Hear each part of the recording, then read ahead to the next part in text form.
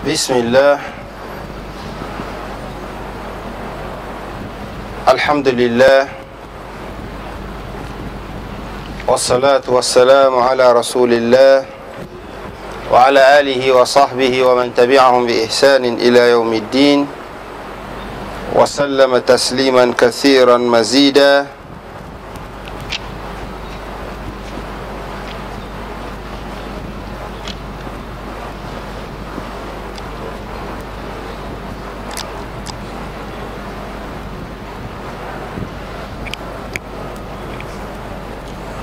Bismillah.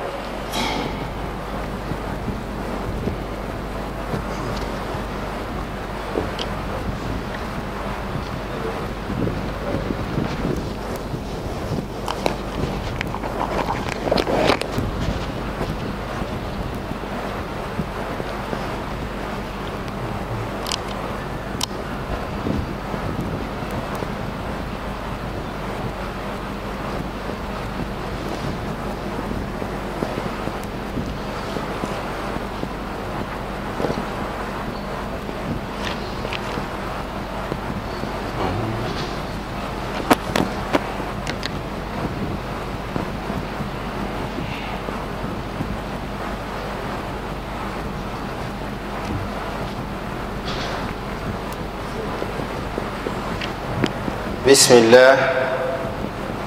Wassalatu wassalamu ala rasulillah wa ala alihi wa sahbihi wa man tabi'ahum bi ihsanin ila yawmiddin wa sallama tasliman kathiran mazida. Wa ba'd, assalamu alaykum wa rahmatullahi wa barakatuh. Louange à Allah, Seigneur des mondes, le seul qui mérite d'être adoré. Nous implorons son secours, son aide, sa protection dans tout ce que nous entreprenons. Que le salut et les bénédictions soient sur le noble des messagers, notre prophète Mohammed, ainsi que sa famille et ses compagnons, de même pour tous les prédécesseurs pieux et nous autres croyants qui suivront les pas de ces derniers jusqu'au jour de la rétribution.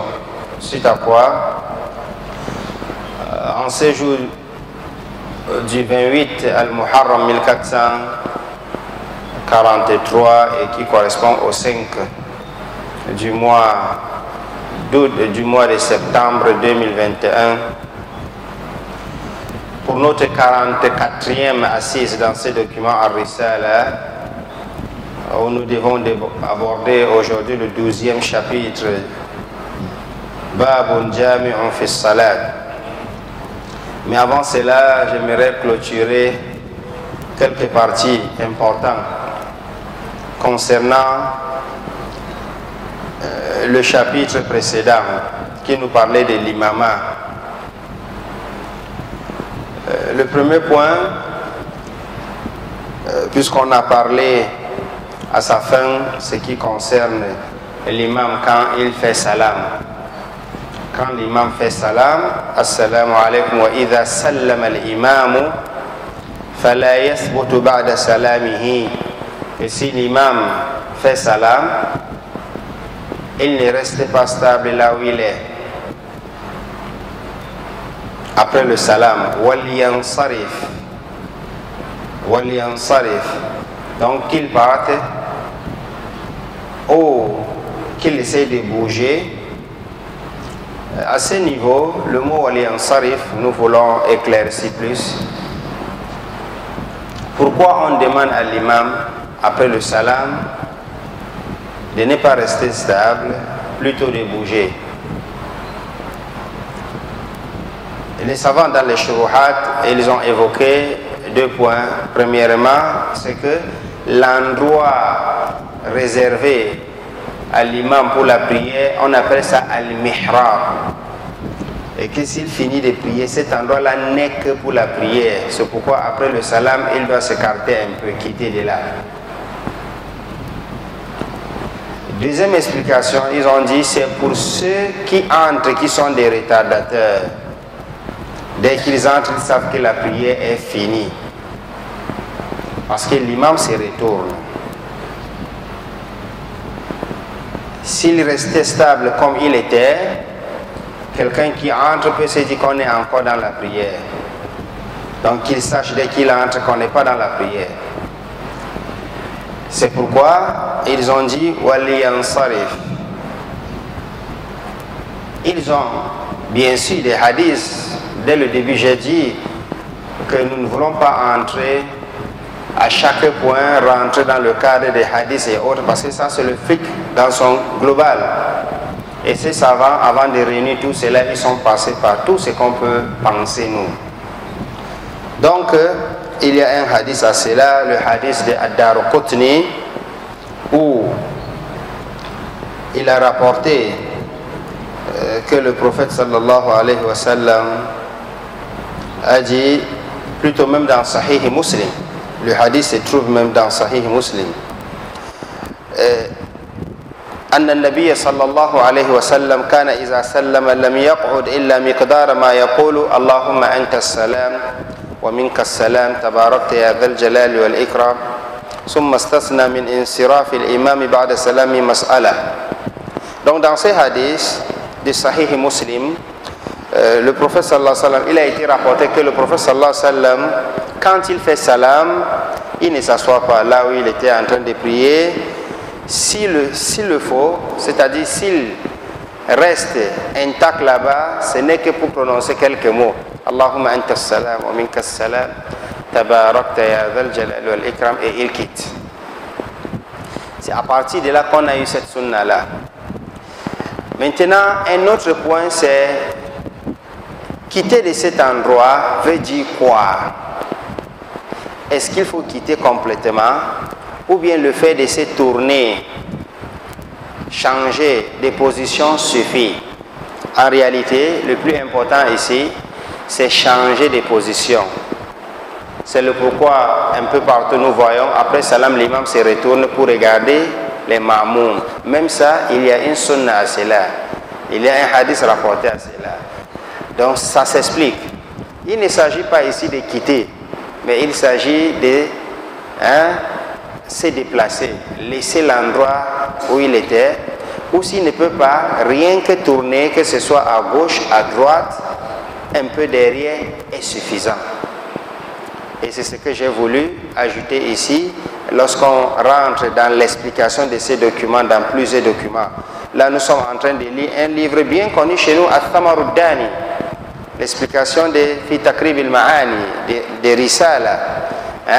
Al-Thamaruddani, c'est bien connu. Donc, il a essayé d'expliquer cela. Et il dit, وَلْيَنْصَرِفْ إِلَّا أَنْ يَكُونَ فِي مَحَلِّهِ, sauf s'il est fi mahallihi ay fi baytihi, sauf s'il prie chez lui. On n'a pas besoin de tout ça, parce que l'objectif ici, c'est pour ceux qui sont en retard, quand ils entrent, ils savent que la prière est finie. Ou bien c'est la valeur du lieu de l'imama qu'on appelle mihrab, et après la prière, il faut quitter. C'est pourquoi, s'il prie chez lui, fi mahallihi, chez lui, ou dans un autre endroit qui n'est pas la mosquée, on n'en a pas besoin de cela. C'est pourquoi il dit fadhalika wasi'un. Donc à ce niveau, c'est large. Il peut bouger ou il peut ne pas bouger s'il a prié imam chez lui avec quelques personnes ou dans un autre lieu qui n'est pas la mosquée. Donc quand nous voyons l'imam après salam se retourner, c'est parce qu'il y a une explication à cela. Il y a une explication à cela. Un autre point, avant de sortir toujours du chapitre de l'imama, c'est après salam. Nous constatons qu'ailleurs ou un peu partout, même si cela a diminué beaucoup ces derniers temps, c'est que l'imam est stable après avoir se retourné et il fait dua. Il fait un dua général et les gens font amin, même s'ils ne le font pas. L'imam fait un dua général. Quelle est la position de cela dans la charia? Comment ça s'explique? Quelle est la position de cet acte-là dans la prière? Est-ce qu'on le fait traditionnellement ou bien cela a été aussi enseigné? Le fait que l'imam fait le dua après. Il y a quelqu'un, s'il entre dans une mosquée après la prière, l'imam ne fait pas de dua, demain il ne revient pas là. Il prend son chemin. J'ai donc vu une partie, aussi toujours dans le même document, cette explication, As-Samaruddani, qui m'a beaucoup plu et j'ai voulu qu'on le partage ensemble. Et il a appelé cela Fa'ida. Fa'ida. Donc voici un profil, quelque chose à noter, Fa'ida. Kariha Malikun radiyallahu anhu wa jama'atun min al-ulama'i لأئمة المساجد والجماعات الدعاء عقب الصلوات المكتوبة جهرا للحاضرين. كره مالك, même comme il a dit radiyallahu anhu, on dit radiyallahu anhu aux sahaba rahimahullah. Donc Imam Malik ibn Anas, l'imam de Médine de son temps, et nous avons toujours répété que Imam Malik, il fait partie des tabi'in. Il fait partie des tabi'in. C'est-à-dire, lui, il a vu les gens qui ont vu les compagnons du prophète sallallahu alayhi wa sallam. Ceux qui ont vécu avec le prophète, on les appelle les sahaba. On les appelle les sahaba. Et ceux qui n'ont pas vu le prophète, ils ont vu les sahaba, on les appelle les tabi'in. Les tabi'in là, ce sont eux les enseignants de Imam Malik. Donc Imam Malik est de la 3e génération, compte tenu de la vie avec le prophète sallallahu alayhi wa sallam, le prophète de l'islam. C'est lui qui a mené toutes ces révélations là qu'on en prend aujourd'hui. Cette lumière là. Donc Imam Malik est de la 3e génération. Il dit Kariha Malikun. Ça c'est directement à la fin là. Vous avez vu? Vous avez retrouvé? Vous avez retrouvé? C'est pas Samaruddani. À la fin du chapitre, il y a Fa'ida, oui. Avant d'arriver dans Babu Jami'. Donnez-moi.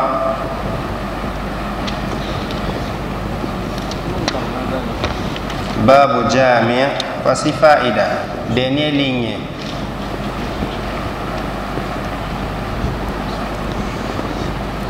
Donc il dit Kariha Malikun. Imam Malik a détesté. Il a détesté. Wa jama'atun min al-ulama, et une grande partie des savants, ils ont détesté à qui?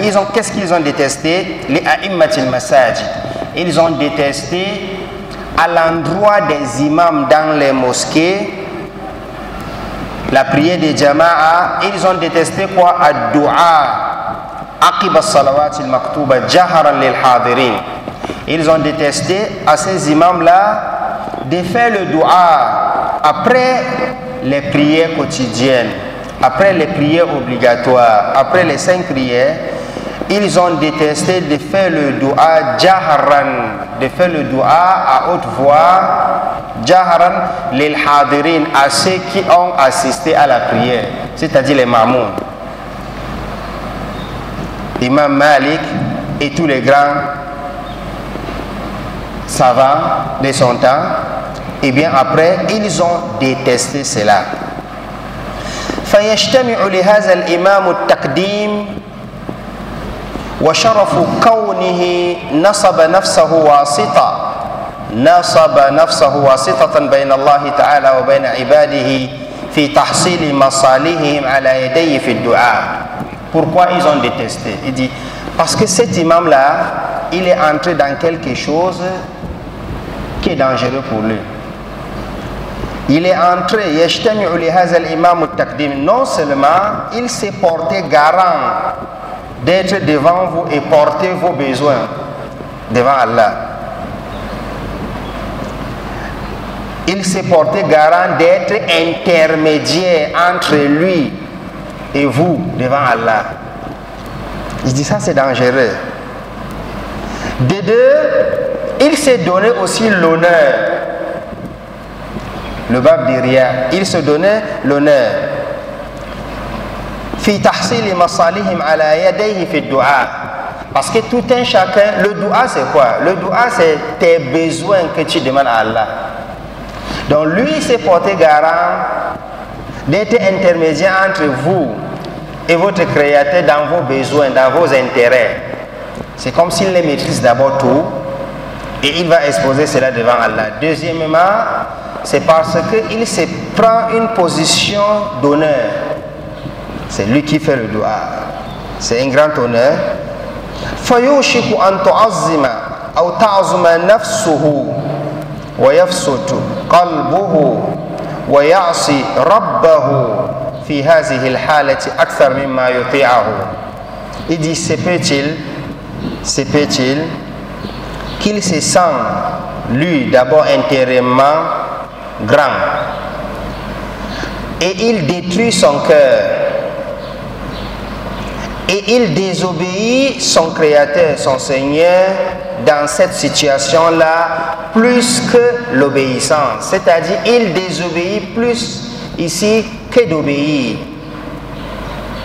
وَرُوِيَ أَنَّ بَعْضَ الْأَئِمَّةِ. On a rapporté qu'il y a quelques imams, Ista'dhana Omar ibn al-Khattab, ils ont demandé la permission au deuxième calife, Amir al-Muminin, Omar ibn al-Khattab, radiyallahu anhu, an yad'u li qawmihi bi da'awatin ba'da as-salat, de faire le dua à son peuple après les prières.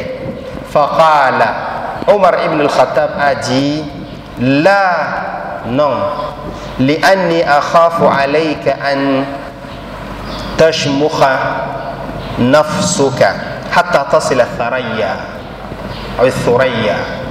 Il dit non.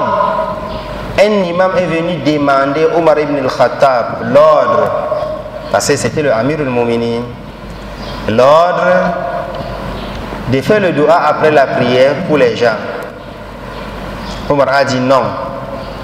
Je crains que tu ne te gonfles jusqu'à ce que tu atteignes les étoiles. Omar a dit non. Ay tartafi'u nafsuka, donc tu te gonfles. Wa hadha kinayatun 'an al-kibr. Donc c'est savant qui nous dit tout ceci. Il dit, et ça fait allusion à l'orgueil. ويجري مجرى هذا كل من نصب نفسه للدعاء لغيره.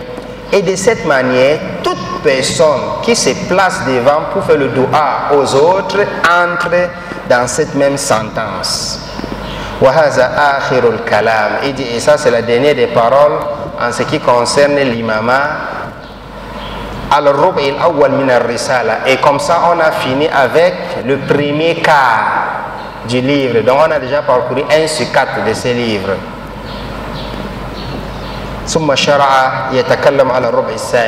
Donc cette partie il a appelé Faïda. Je répète, nous sommes en train de lire Al-Thamaruddani. Al-Thamaruddani, c'est l'une des explications plus connues chez nous ici de la Risala. Ici, nous ne voulons même pas entrer dans un autre faux débat.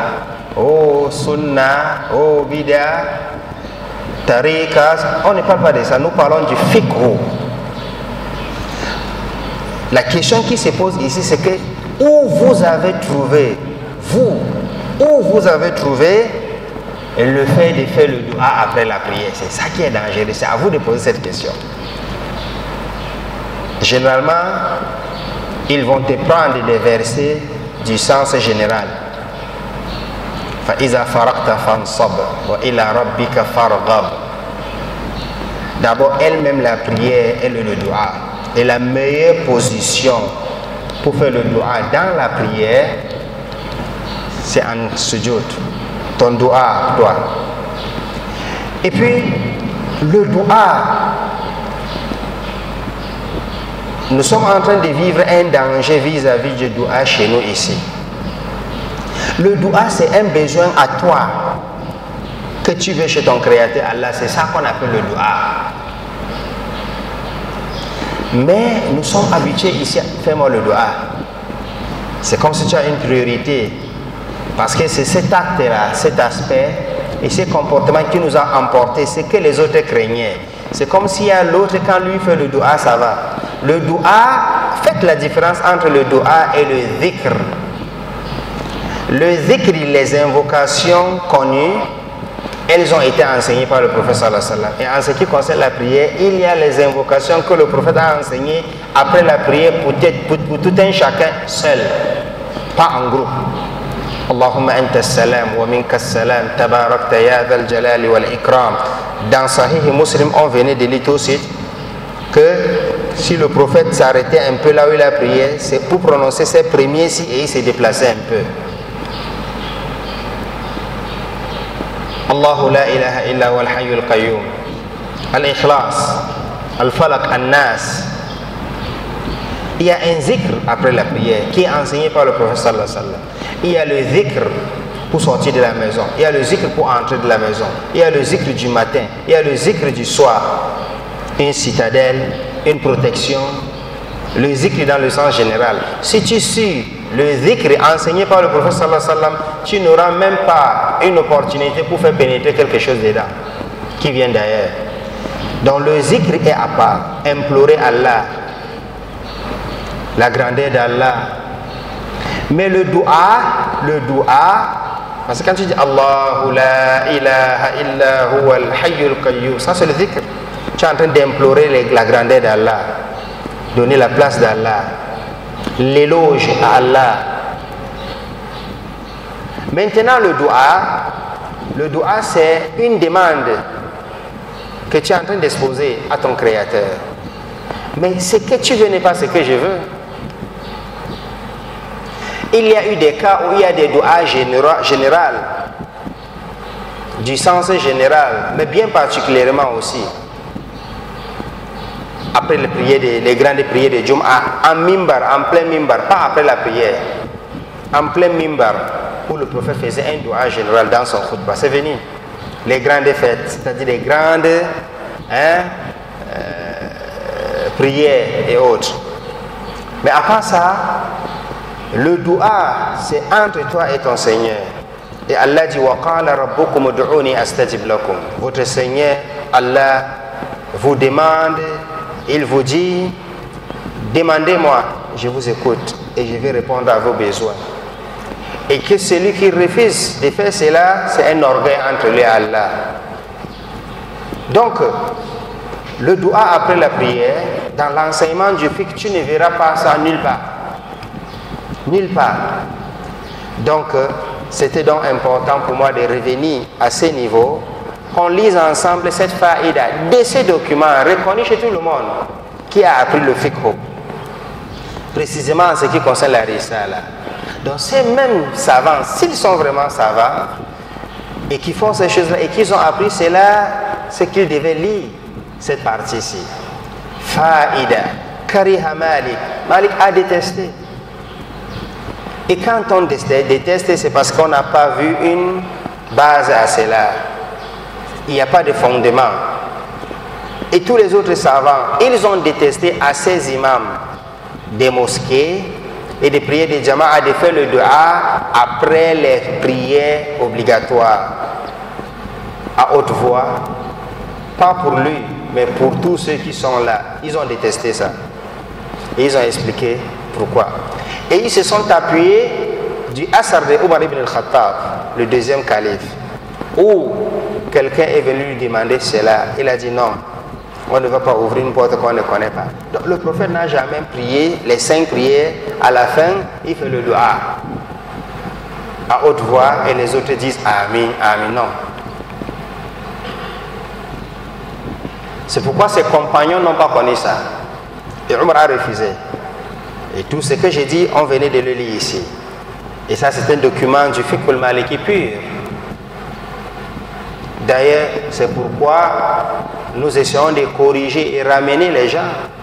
Parce qu'il y a eu des moments par ignorance, les gens qui n'ont pas eu une bonne formation, ils ont commencé à repousser l'enseignement de ces documents-ci. Pourtant, c'est faux. Si tu n'apprends pas par ici, tu vas connaître le fiqh comment? Tu ne pourras pas connaître le fiqh de tout ce qu'on détaille là. Parce que c'est la voie. Donc, c'est cette partie-là, la fin de ces chapitres sur l'imama. Il fallait donc clôturer et amener cette faïda-là. Un autre dernier point, un frère m'a rappelé Et lorsque nous étions en train d'enseigner les nawafil et autres, on a parlé de 50 prières. L'histoire du prophète sallallahu alayhi wa sallam quand il est allé prendre les 5 prières. L'histoire, ce qu'on appelle Al-Isra, l'événement de Isra ou Al-Mi'raj, le voyage nocturne la nuit et l'ascension au ciel. Le prophète sallallahu alayhi wa sallam accompagné de l'ange jusqu'à ce qu'il est arrivé auprès de son Seigneur, où Allah l'a révélé les 5 prières quotidiennes. Au début c'était 50, et à tout moment qu'il descendait pour entrer, arrivé au 5e ciel où il y avait Moussa alayhi salam, Moussa lui demandait ce qui s'est passé. Voilà ce qu'Allah a ordonné, voilà 50 prières, et Moussa lui disait non. Avec l'expérience que j'ai avec les hommes, ils ne pourront pas rentrer, demander à Allah qu'on apaise.